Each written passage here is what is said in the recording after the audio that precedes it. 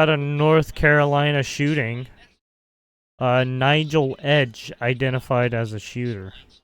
Head over to some breaking news at the same time. An update right now on a deadly shooting at a bar in North Carolina. Let's watch. North Carolina bar. Across the state, for that matter. Behind me, you'll have remarks briefly from Sheriff Chisholm, Brunswick County Sheriff's Office, SBI Chris Brenzel, District Attorney John David, Chief Morris with the Oak Island Police Department, and Jenna Early, the first assistant with the District Attorney's Office. They're behind me today to try to be here to answer any questions we may have or talk this through this morning. So I want to start off on Saturday, December 27th, 2025 at approximately 9:30. Members of the Southport Police Department were dispatched to calls of shots fired with multiple injuries at the American Fish Company at 150 Yacht Basin Drive here in Southport. Reports came in rapidly of a boat sitting in the waterway. Reports of a subject shooting multiple patrons of the establishment. Unfortunately, 3 were wounded fatally. We have 5 injured that are at area hospitals still receiving care. The boat fled the ICW toward the Oak Island Bridge. Shortly after 10 p.m., the Coast Guard observed a single individual matching the description of the shooter, loading their boat at a public boat ramp in the area of Northeast 55th Street on Oak Island.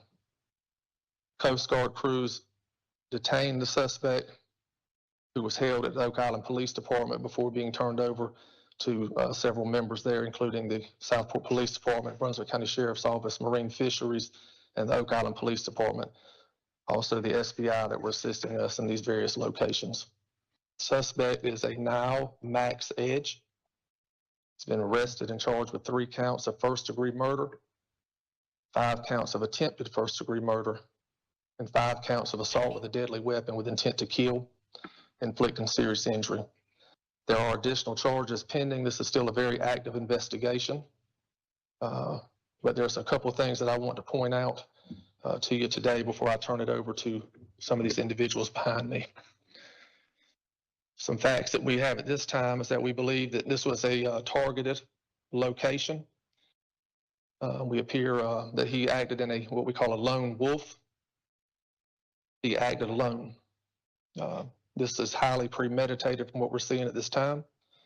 And we feel there are no other threats to our community, that we do have someone in custody. So that's what's important, that I want the community to know, that we do have someone in custody, and we feel like we have no other threats this time. Still a very active investigation. I want to point that out. We're asking that anyone who was at the establishment last night, those who may have been at the establishment on Friday night, to call our office, the Southport Police Department, at 910-457-7911. Again, when we arrived last night, it was a very chaotic scene. We had people that had fled the scene before officers were arriving. We did have some injured that walked into our local hospital here on Howe Street. So we are still trying to get these folks in. We need to talk to them. Anyone who may have video of the incident, we're asking you to reach out to our police department. Again, call us at 910-457-7911. We understand this suspect identifies as a combat veteran. He self-identifies. Injured in the line of duty is what he's saying. He suffers from PTSD. We want to point those facts out. But again, the bottom line is that I want to assure our community that we feel like we do have our suspect in custody. And again, we're asking for your assistance. So those are 2 of the things I want to make sure and reiterate before I turn the microphone over to Sheriff Chisholm, to please call our office if you have any videos, or if you were there last night and we have not talked to you. We've been talking to multiple people. Again, we've had an outpouring of support from multiple agencies. Some 60 to 80 officers were here last night helping us, and we have still a lot of folks here that are continuing with its investigation. So at this time, I'll turn the mic over to Sheriff Chisholm. Good morning. As Chief Cord mentioned, our hearts and prayers and thoughts go out to the family of the victims of this tragic incident. We stand with Southport PD. This is a place that I grew up, so it's a place that I hold near and dear to my heart, like many people in this room. And I want all of you in this room, I challenge you, do not let this define Southport. You have great men and women standing behind me, and I am so proud of my coworkers and Southport PD, the SBI, all the federal partners, Oak Island PD, everybody that came and responded and came together to get this guy in custody so quickly. I am very proud of them, and my heart goes out to them because they were here. They had to see this. Just know that we have all of our resources, and they are available to Southport PD. And I just want to thank all the partners that were there last night and the ones that are here today, and for their quick response and just a quick end to this tragedy. Thank you.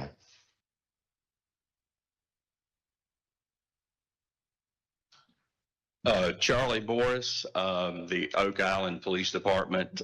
Thank you, Sheriff. Just to reiterate a couple things that the Sheriff and Chief Coring said, we have a close-knit community here.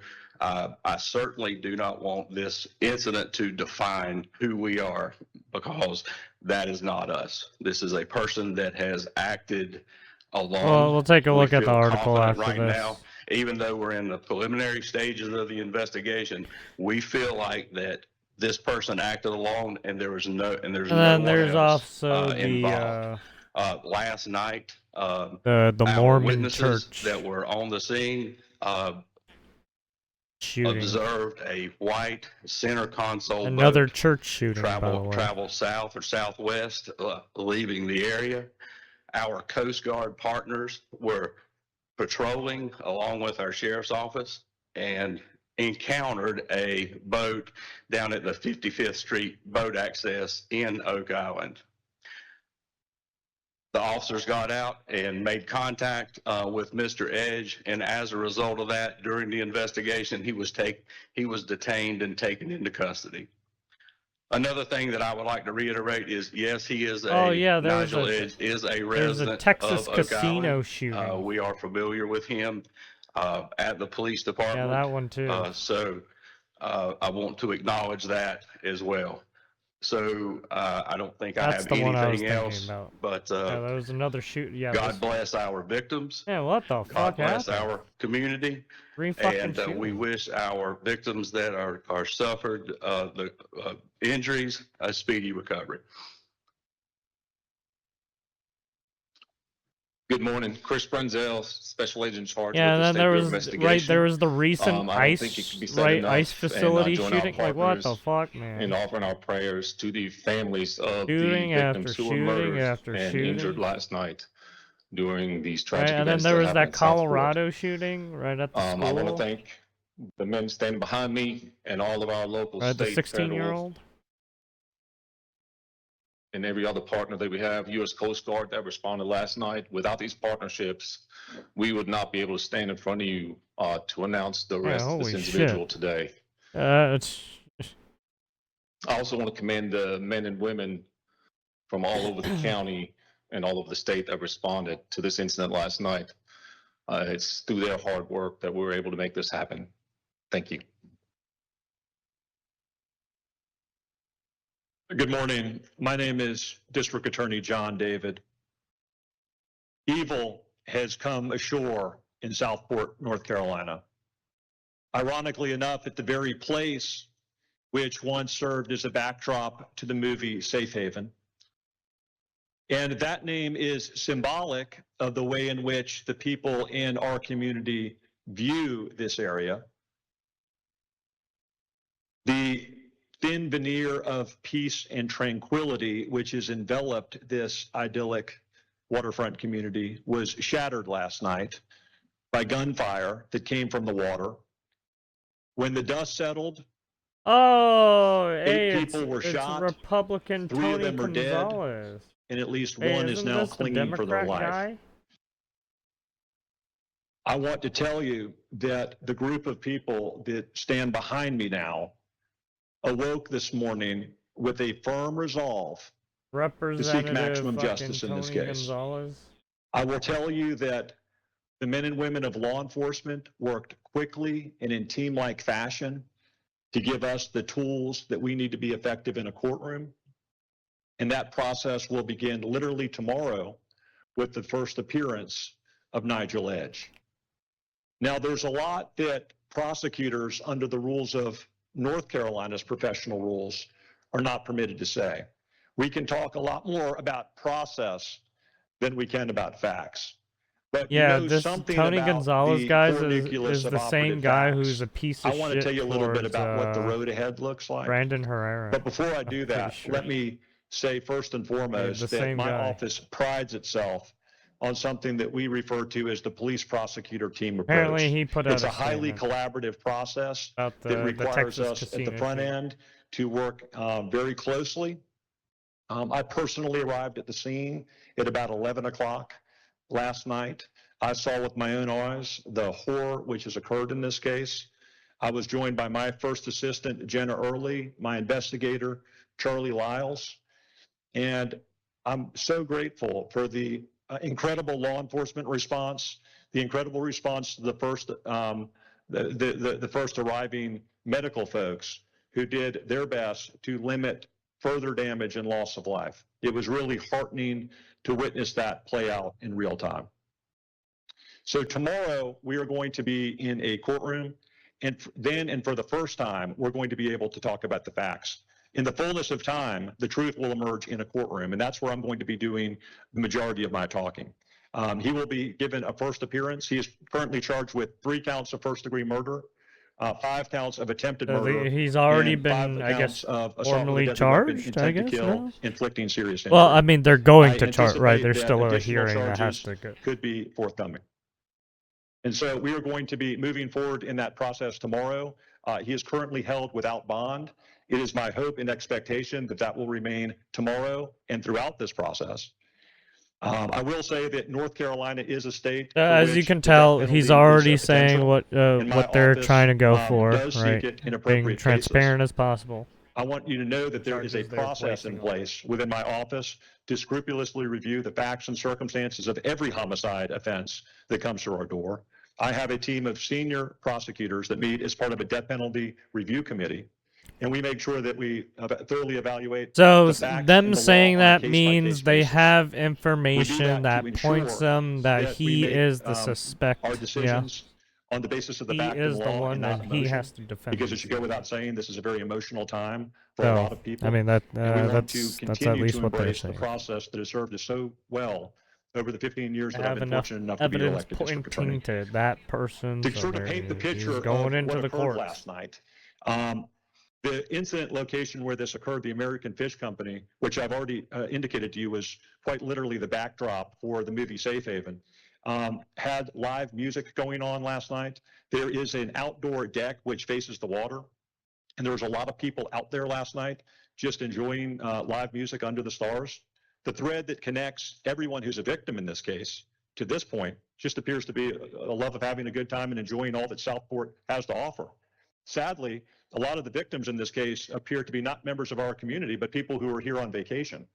And just to anticipate one of the questions that I imagine that you have, that's one of the very reasons why when we took out these warrants early this morning, we used only initials for people's names rather than their full name. Some of the victims' families live out of state. And as district attorney, I wanted to ensure that we made proper notifications to them before they're hearing about it on the news. And so that is one of the reasons why the arrest warrants that you have contain only initials at this juncture.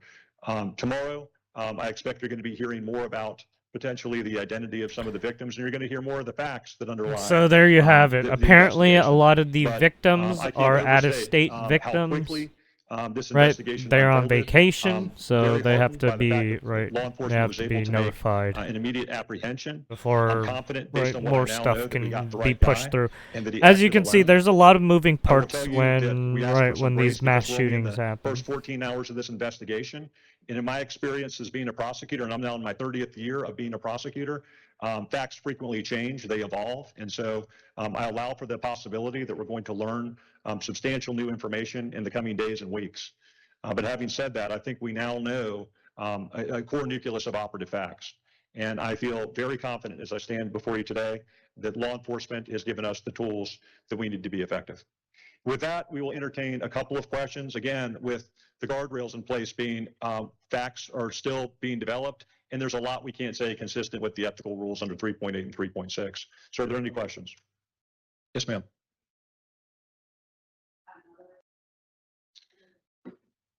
In fact, he did. Mr. Nile Edge actually changed his name some years ago. And so we are looking to identify, all of his past. And there's going to be questions about his past.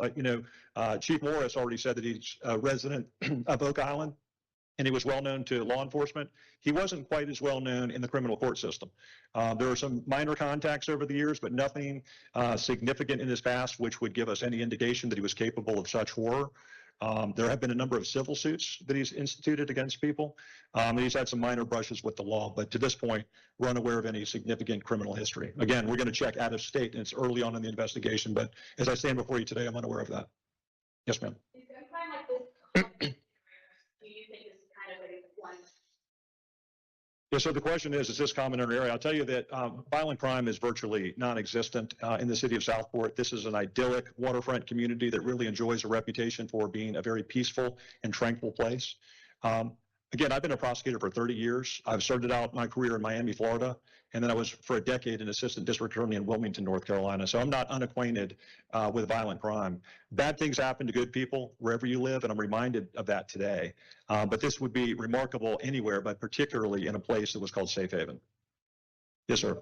Yeah, I mean, unfortunately, question was right? You asked, don't is get there a a lot motive of at this places point? with And let me be crazy clear, shootings, right? people You hear frequently more want to about, know, right, what happened and why. robbery, As right, prosecutors in a courtroom, we have to Grand prove Theft Auto, intent. stuff like that. Intent and motive are very Maybe different things. home invasion, We don't right? actually have to prove You don't get a motive. lot of We don't know right why mass people do what they do. You can shootings chase the or ghost of why all over a courtroom and never catch it. right shootings That's in going to a be lot part of of a these comprehensive remote investigation as we places look that towards right are his pretty reason for doing this. laid But we have to back, prove right? criminal intent and not motive. Yes, ma'am. So that's a fact-specific question. I'm going to allow Chief Coring to talk a little bit more about the facts if that's something that he chooses to do. But I hope you understand as a prosecutor, I can't answer that. But Chief, is there anything you want to say about firearms?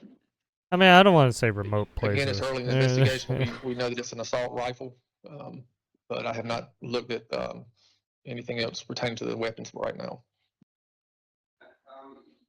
Chief Morris, is there anything more you can say about?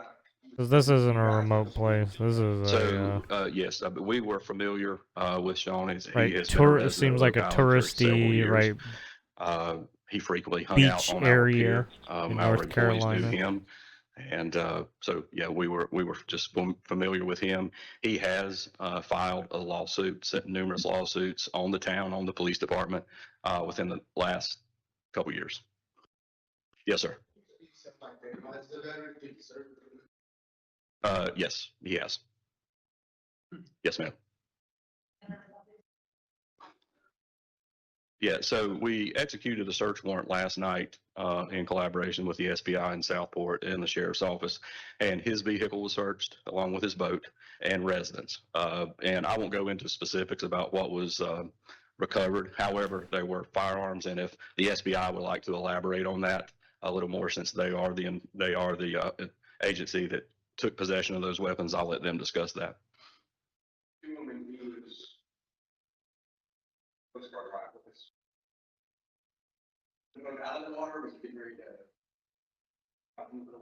Yeah, so the question is, when he was encountered by the Coast Guard and law enforcement, what was he doing?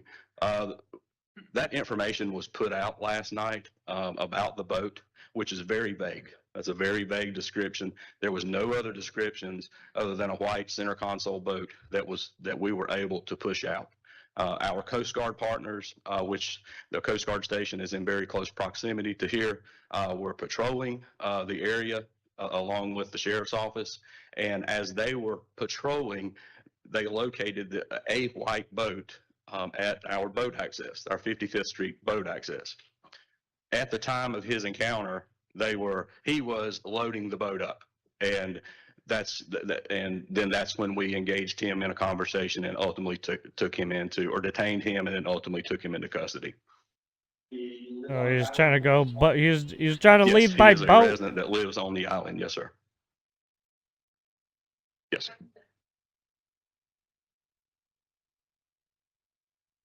Yeah, I'm not going to speak on that. I'll let Chief Coring or the SBI will defer that question to them. Thank you. Yes. No, I don't have that. Chief Coring would be more appropriate to answer that question. Chief, let me say something. Yes. Wrap it up. Or Todd, did you want to say something? You know, I think it's important to let you know why it is we have so many different law enforcement agencies at a local level assembled behind us. Brunswick County is the fastest growing of the 100 counties in North Carolina. We have 60 miles of coastline and 19 municipalities. Several of those municipalities have sufficient tax base to be able to afford their own local law enforcement agencies. And so the sheriff's office blankets the entire county. They have overlapping and concurrent jurisdiction over everything that happens in the municipalities. And one of the unique features of this case is that the shooting occurred in the city limits of Southport, but the apprehension happened in Oak Island for a resident that lives in Oak Island. There's going to be a very comprehensive investigation that takes place not only by the sheriff's office that blankets the entire county, but also by the State Bureau of Investigation. They are an assisting agency, and at my request and that of Todd Coring Oh, and you got Sheriff the Brian Chisholm, state they were feds asked coming to in. come in last night and assist us in processing the You got crime scene the and state conducting critical agencies interviews. coming in. They're coming in So hot. that's the team of people that we have assembled. They And coming again, I know that in there's going to continue hot. to be a lot of questions on people's minds about what has occurred, and those answers will emerge in the fullness of time. But I want to circle back to where that we started, which is keeping the victims and their families in the thoughts and prayers of all of us in this community. This is truly a devastating incident. For those of us, we're not just professionals, we're residents of Brunswick County. And our hearts and prayers are with the people that not only live here, but just enjoy our space. They are, some of them are literally fighting for their life right now in hospital rooms. So please continue to lift them up and keep them in your thoughts and prayers, them and their families. You know, there's going to be a lot of vicarious trauma, and the ripple effects of crime cannot be overstated. You know, this impacts, you know, not just the people that were shot, but their families, this community, indeed this nation. Yes, sir. We'll take one more question. It was said that he's hanging out in the water like an hour before this. Was he waiting for something, a moment or something? Yeah. So the question was he waiting in this water? And you're going to hear a little bit more about that in a courtroom tomorrow, but it's already been said during this conference. That we have Oh, they're developed, going to court evidence at an tomorrow. early Oh, there's a stage that this hearing was highly tomorrow, like premeditated in nature. immediately. And- Oh, they're fast and, tracking this like you're going as to hear soon more as about that possible. on the road ahead. Guys, thank you. We appreciate your time. Like they're trying to go. So we were right, just listening in there to trying an to get 'em in update there. from investigators down there in Southport, North Carolina, regarding a deadly shooting that happened at a waterfront bar. That happening overnight. Here on your screen, you can also see the mugshot of the suspect who has been detained. This is courtesy of the New York So Post this on is the X, in guy. which they say Southport mass shooting suspect identified as Nigel Edge after deadly attack on crowded North Carolina restaurant. I want to read a little bit more Southport of this mass reporting. So shooting, Edge, the Nigel suspect there, Edge. 40 years old, charged with 3 Good counts of dude. first-degree murder and 5 counts of attempted first-degree murder in connection with that shooting at the American Fish Company restaurant in Southport. Southport's public information officer previously saying that a boat with a single occupant on the Cape Fear River paused briefly in front of the restaurant at around 9:30 p.m. and opened fire, killing 3 patrons and injuring multiple Oh, others. he came by boat and just shot up the place. Holy fuck. What the fuck? That dude's fucking crazy.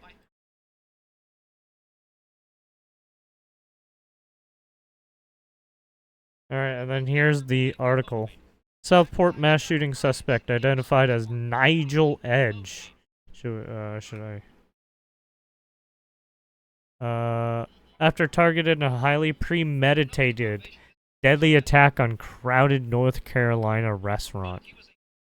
The madman who targeted a crowded dockside restaurant in a highly premeditated mass shooting in North Carolina is a Purple Heart recipient, so he's a ex-military, and heavily decorated Marine, so he's a veteran, basically, who served in Iraq before changing his name, filing a slew of conspiracy-laden lawsuits according to authorities and records. Nigel Edge, who changed his name from Sean de Beauvois, Beauvoisie in 2023? What the fuck is he French? What? Sean de Beauvoisie was arrested Saturday night for launching his deadly assault on the American Fish Company restaurant. and Southport yacht. This is random as shit. What the fuck?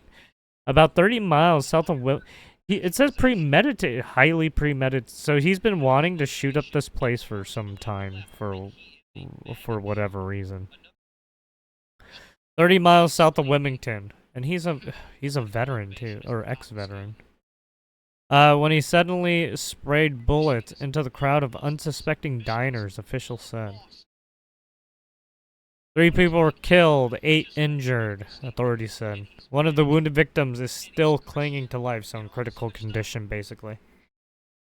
Officials told reporters Sunday, adding that many who were at the restaurant last night were from out of state. So yeah, there we go. Edge 39 was armed with a short-barreled AR rifle equipped with a suppressor. See? Right? Look at this.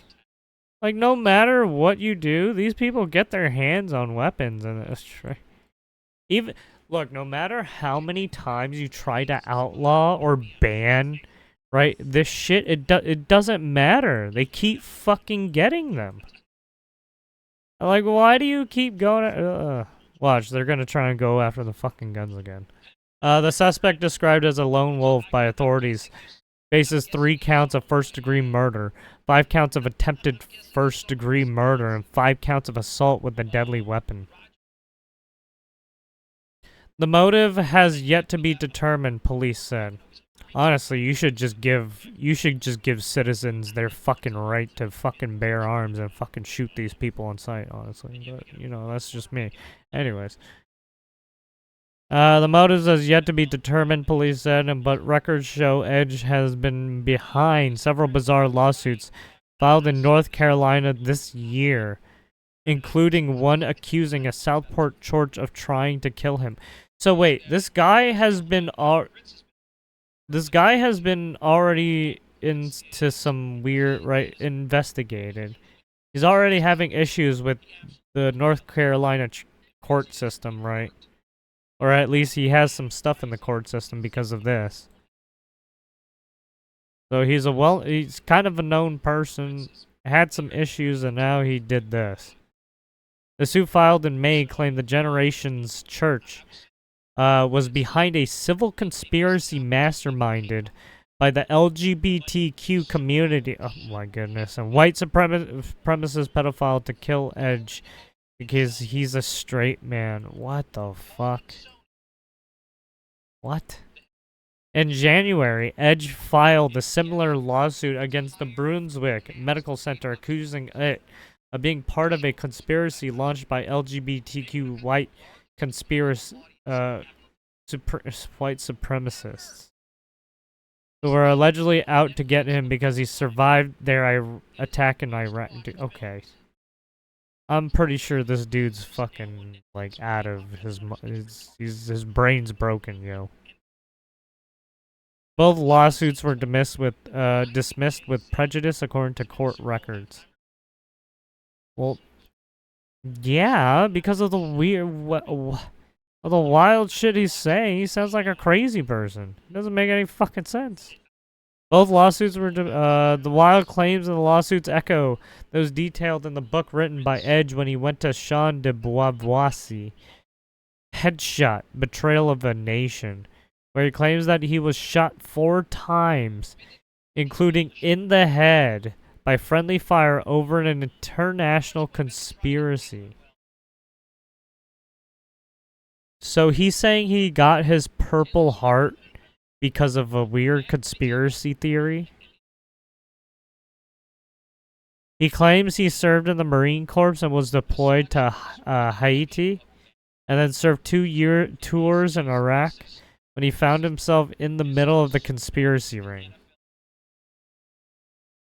The Marine said he was wounded in 2 separate IED attacks during a 2006 tour in Iraq, along with a bullet wound that left shrapnel lodged in his head.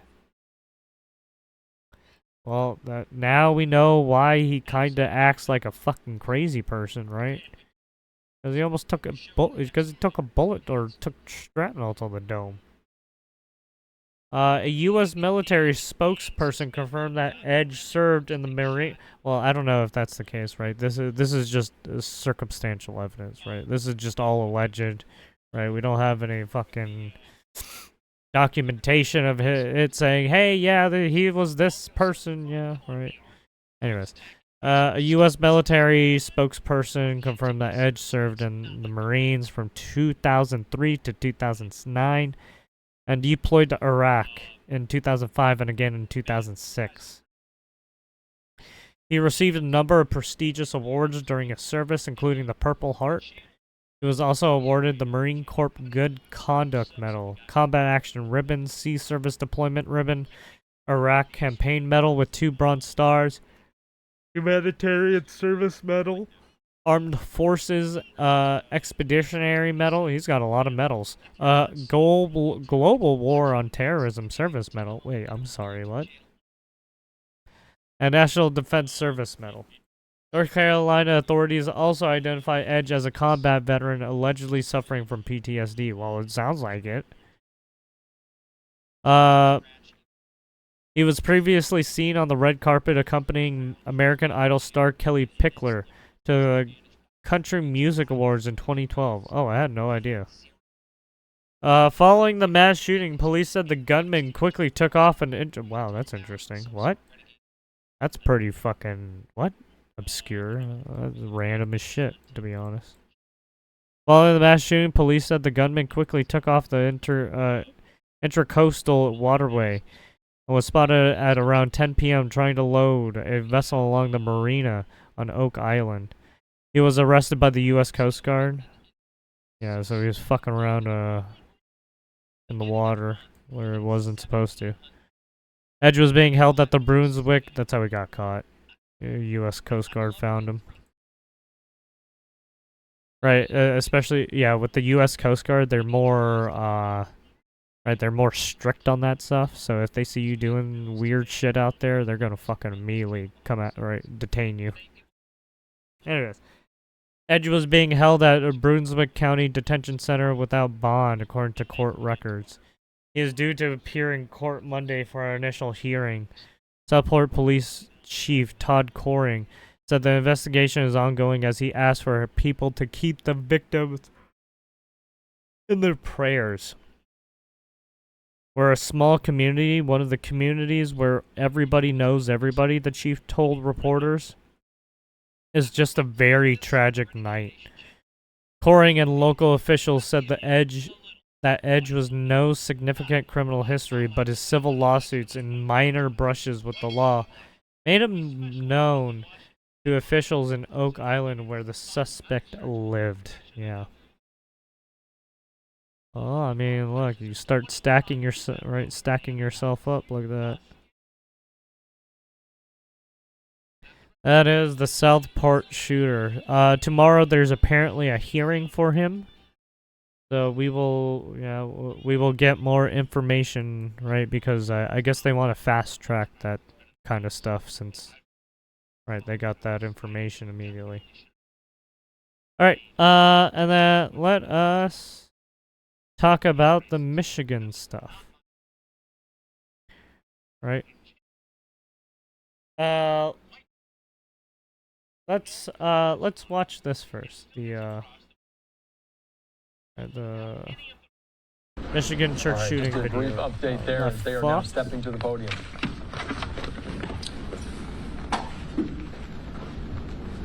I bring all these folks up here on stage today because we couldn't do this as a community without everyone who's standing up here today. I got with me on stage U.S. Attorney Jerome Gorgon, Acting Special Agent in charge of the FBI Reuben Gleeman, Special Agent in charge of DHEF James Deere, Grand Blanc Township Supervisor Scott Bennett, Grand Blanc Township Fire Chief Gent, Genesee County Sheriff's Department Sheriff Chris Swanson, and MSP Michigan State Police Captain Greg Marenko. I'm going to provide an update from the incident that we spoke about earlier today.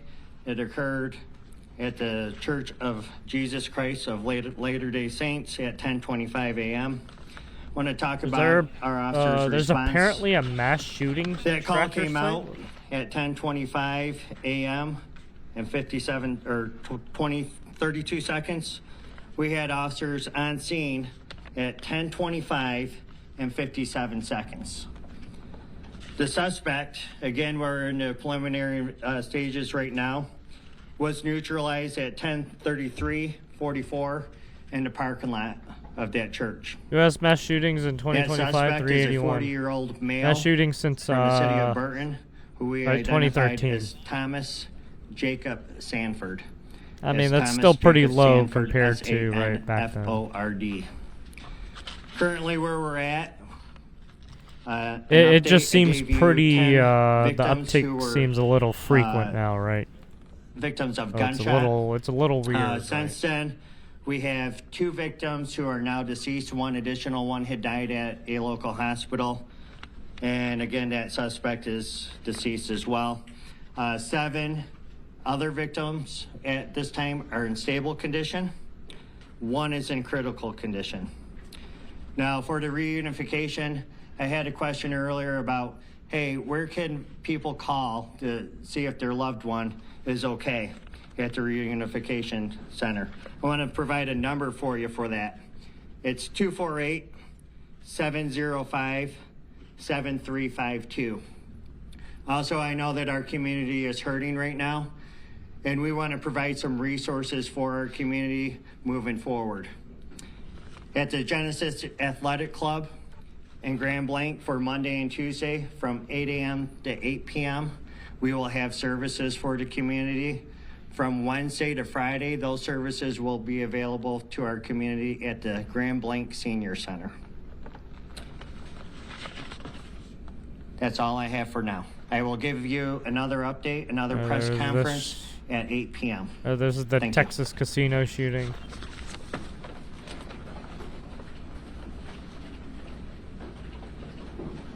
Bourbon, New Orleans. There was apparently a New Orleans Bourbon Street shooting this morning. Officials there in I think that's the one I was Grand thinking Blanc, about. Michigan, as they were talking about. Yeah, them this is the one I identifying was the thinking. suspect as a Yeah, there was a shooting in New 40-year-old Orleans man too. named Thomas Jacob Stanford. They do say 2 people tragically losing their lives, 8 others injured, 7 of which are unstable, 1 in critical condition. So we're following that closely here on Live Now from Fox.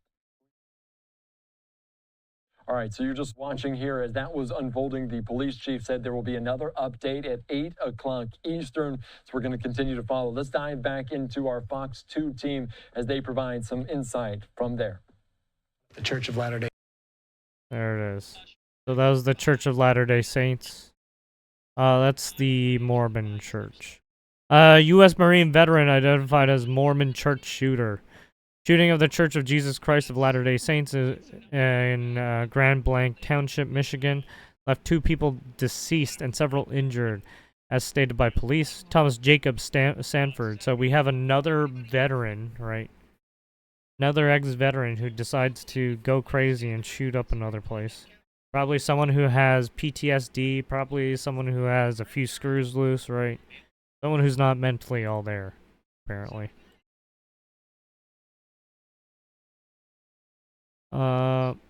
Is identified as shooter who opened fire during services. Authorities confirmed that Sanford was killed in an exchange of gunfire. Oh, with responding officers, so that's... Yeah, that's unfortunate. So now they can't get information on why he did it, because he's now deceased. President Donald Trump described the attack as targeted attack on Christians in the U.S. Yeah. So that's why they weren't talking too much about it there. It wasn't very cooperative either.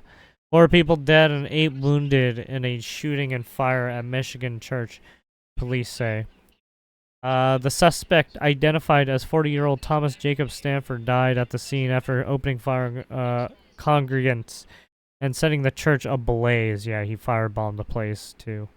So apparently he drove a truck. He drove his truck in I guess like firebombed the place and then like started shooting at people, I guess. And the authorities are investigating because the whole fucking church was on fire. Right.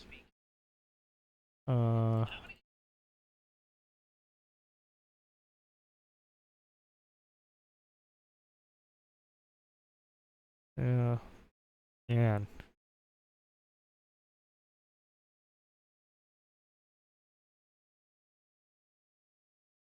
Yeah, you have this kid, right? You have the Joshua John kid.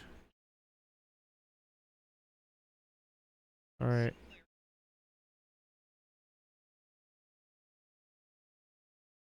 So we got, right, the Iraq War veteran Thomas Stanford, ID'd as gunman who attacked Grand Blanc LDS Church, killing 4 and setting it ablaze. The deranged madman who killed at least 4 people and wounded 8 others at a Michigan Latter-day Saints church is a 40-year-old Iraq war vet who served in the U.S. Marines, the Post can confirm. Thomas Jacob Sanford rammed his Chevy. Yeah, okay, so that's what it rammed his truck into the building before. Oh, okay, so he was firing first. Okay. So ran the truck in, opened fired, and then started burning it, burning the place down. Church of Grand Blanc Township. The vehicle had 2 large American flags behind the cab and set of deer antlers attached to the bumper. So he's pretty, basically a Southern American in a sense. Super Southern. Yeehaw, in a sense. A little too patriotic, I guess. I don't know. He also set the church ablaze, causing the entire structure to burn down. Authorities fear there may be more victims in the fire. Oh, shit. Oh, oh. So he trapped a bunch of people in there. Jesus. Facebook post by Sanford's mother says the gunman who died at the scene in a shootout with cops served in Iraq from 2004 to 2008. He was killed minutes after the first 911 call came in. Department of Natural Resources officer and local township cop responded to the scene in 30 seconds, authorities said. Oh, yeah, given with how big the fucking fire is raging, yeah, probably. Yeah, there's this vehicle. Authorities later confirmed that Sanford from nearby Burton, Michigan, is the lone suspect. Sources of the blaze was not immediately known, but sources told the Post that authorities found improvised explosive device on church property, which a bomb squad was investigating. Bomb squad was also searching Sanford's house. Cops said there was hundreds of worshippers inside the church when the attack began. Jesus fuck. With aerial footage showing an enormous plume of choking black smoke rising up from the structure as it burned. Social media accounts believed to be connected to Sanford's show he's a family man with a wife and young son. Yeah, I bet. I mean, given his history now.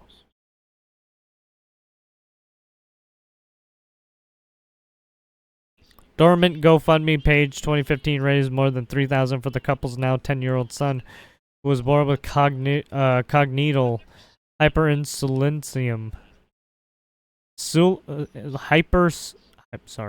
Insulinism, or CHI, a rare genetic condition where the pancreas releases too much insulin.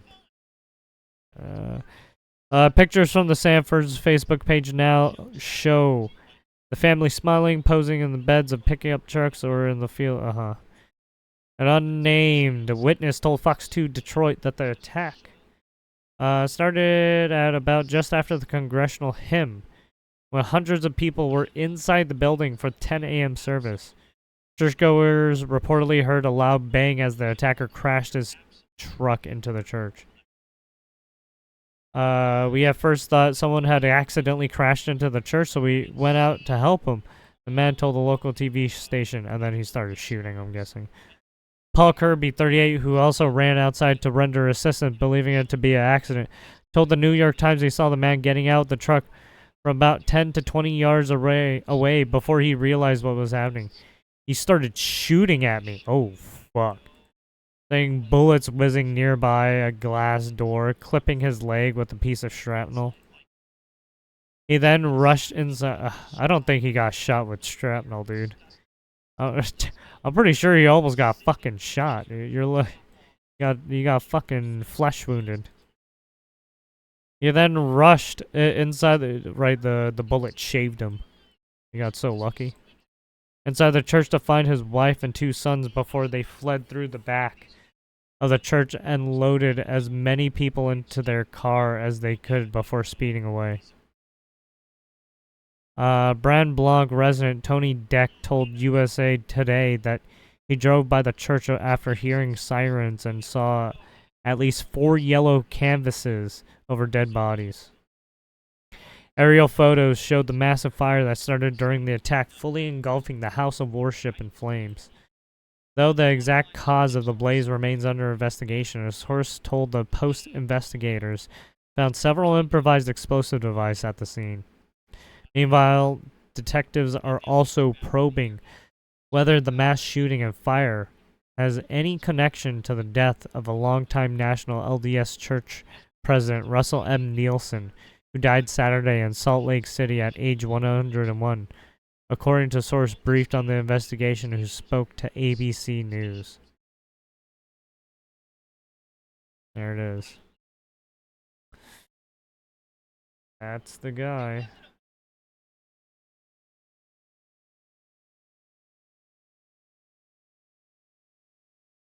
Alright, and then live update, 5 dead, deceased, including suspect, and 8 injured in church shooting and fire.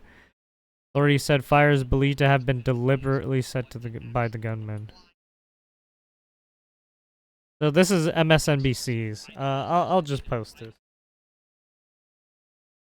Even if they might show some fake news, you can disseminate that. A man drove a vehicle through the front doors of Church of Jesus Christ Latter-day Saints building, opened fired.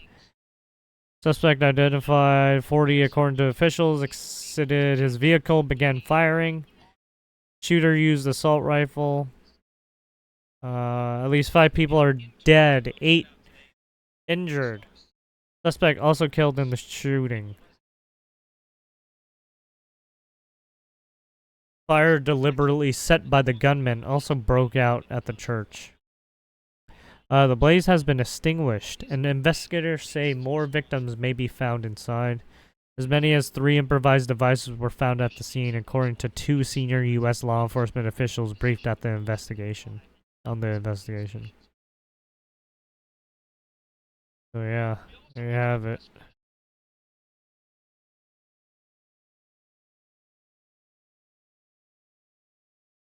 This was 1 hour ago, 2 hour ago, 3 hour ago. So they did basically updates. If you want to check it out.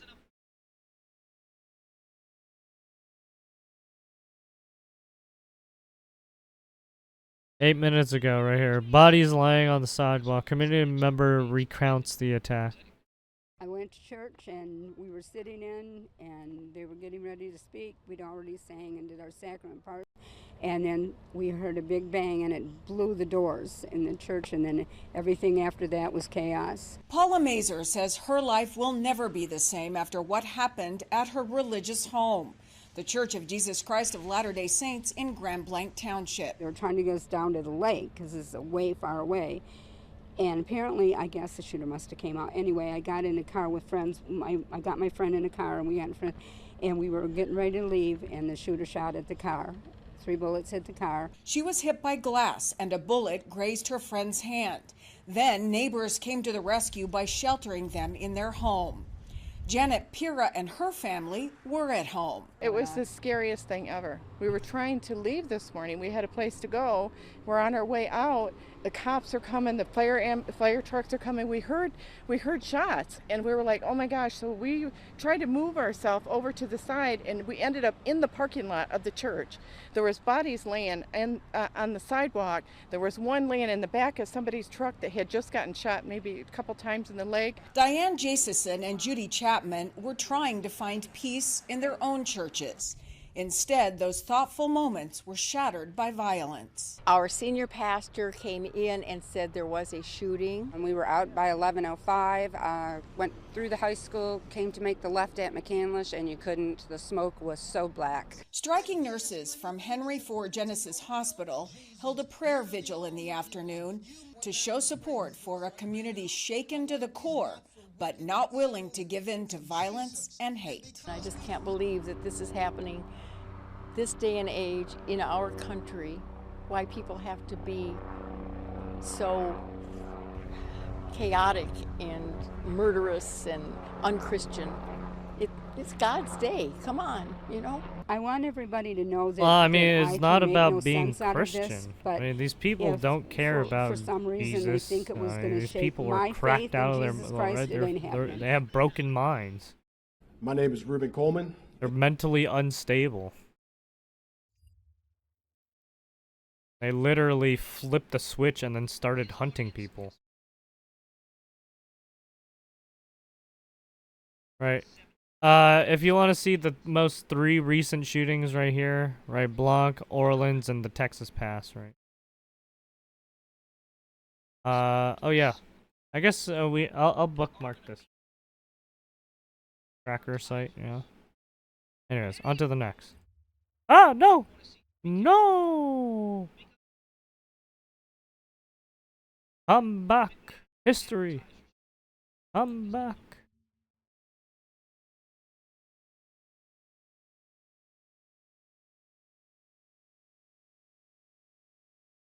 Alright, I guess we'll read this one. 2 dead, several injured in mass shooting at Texas casino. Right, this was today in the morning.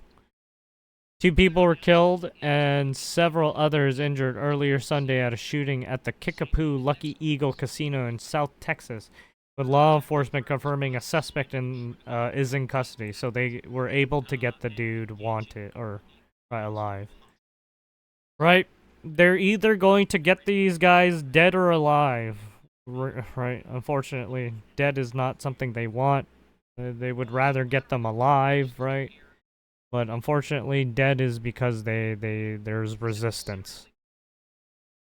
Newsweek has reached out to the Maverick County Sheriff's Office and the Texas Department of Public Safety (DPS) for comment via email on Sunday. Why it matters. So far this year, nonprofit organizations, Gun Violence Archive (GVA) has tracked 321 mass shootings in the United States. Mass shootings are most often defined as an incident where at least 4 people are shot. Correct. The Kickapoo Lucky Eagle casinos. Well, actually, there was some even classifying more than 2, right? There was actually some places classifying it more than 2. So, the Kickapoo Lucky Eagle Casino is one of the largest casinos in Texas and is located near the U.S.-Mexico border. What to know? Deputies from the Maverick County Sheriff's Office arrived on site at the casino after midnight in response to a shooting, assisting. Sorry, where'd it go? Response to a shooting, assisting tribal police on the matter. The shooting reportedly came during a raffle that brought a large crowd to the scene. Several people were shot, with one man pronounced dead at the scene. Woman deceased on the way to the hospital, according to the Eagle Pass news leader. Local reports vary on how many people were shot, with News 4 San Antonio stating 3 to 4 others were airlifted due to injuries. The suspect... What the hell? Oh, there we go. The suspect fled the scene, and law enforcement officers were able to track the vehicle and take the suspect into custody. The Eagle Pass Police Department confirmed in a statement post to Facebook a weapon was recovered and no DPS troops were harmed at the suspect as the suspect was taken into custody with the use of a taser, the DPS said. what people are saying. Maverick County Judge Ramsey English Cantuo said in Facebook, our community has been shaken by the terrible news of the recent shooting that took place at the Kickapoo Casino parking lot. As our county judge, it pains me deeply to see these horrific acts of violence occurring in our home. Preliminary reports to our office from over at Maverick County Sheriff Tom Schemmerber indicate that approximately 7 individuals have been wounded, and of those who one life has been tragically lost. My heart goes out to the victims, their families, and all who have been affected. We are ensuring that those involved are receiving the necessary care and attention. Representative Tony Gonzalez, don't trust this piece of shit. He wants to take away. This guy is not a real Republican. He's a fucking rhino who wants to take away your fucking rights. Fuck this piece of shit. Right? And then X post on Sunday. Earlier this morning, a tragic shooting near Eagle Pass at the Kickapoo Lucky Eagle Casino claimed the lives of 2 individuals and left several injured. Tribal, local, and state law enforcement agencies are working diligently to bring the suspect to justice. What happens next? Authorities have not yet released the suspect's identity, but noted the law enforcement is making arrangements to extradite him back to Eagle Pass.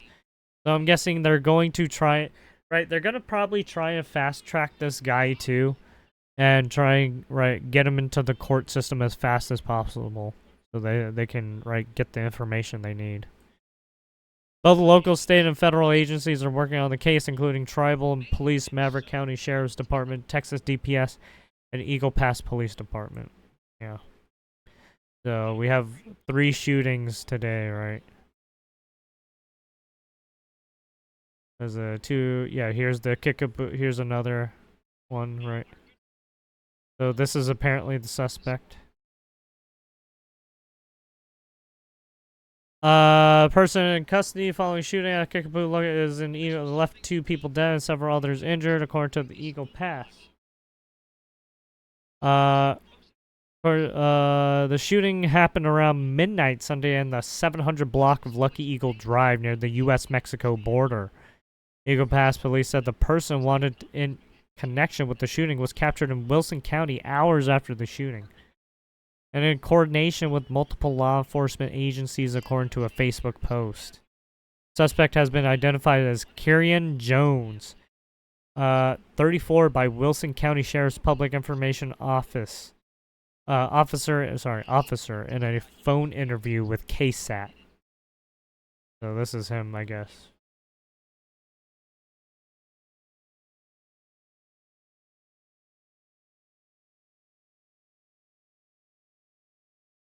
That's the suspect.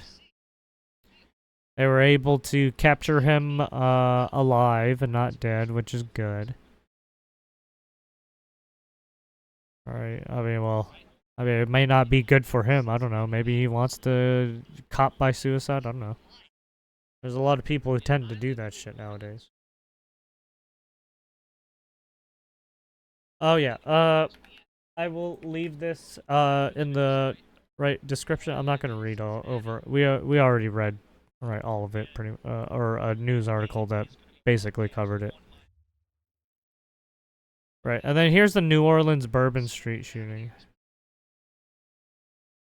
Fucking advertise. Hold on. I'll leave this one in, I'll leave this gunman killed after killing. Right, I'll leave this one in the description as we already went over this one too. Oh shit.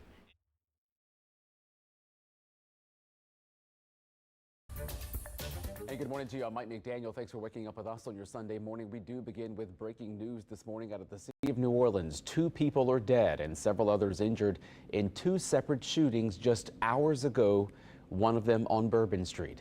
The first happened just before 12:30 on Loyola Avenue in downtown. So this is the New Orleans Bourbon Street shooting. He was taken to the hospital where he died. There's no word on a suspect, a motive, or the victim's identity at this point. Then just 2 hours later, a second shooting happened on Bourbon Street near the intersection with Canal Street. That shooting left one woman dead and 3 others injured. Police say the woman died at the scene. Another woman and a man were taken to the hospital. The fourth victim, a woman, was found nearby with a graze wound at the intersection of St. Charles and Canal. Police have not released any other details. So yeah, there you have it. Just right, loads of people getting shot at. But yeah, there you have it. That is the craziness of shootings, yes. I will leave everything in the description like usual, all the sources. You can check it out right on the YouTubes. Right, leave a comment, like, subscribe, yeah, anything you want. Right. Cheers.